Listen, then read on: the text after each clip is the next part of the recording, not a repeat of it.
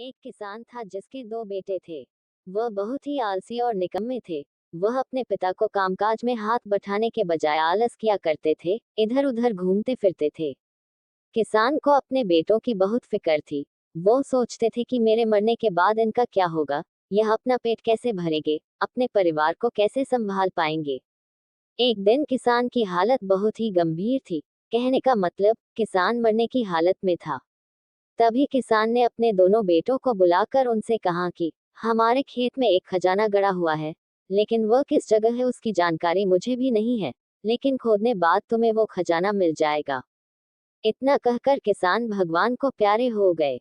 खजाने की खबर सुनकर दोनों बेटों के मन में लालच आ गया और वो दोनों खेत पर चले गए और खेत को खोदने लगे।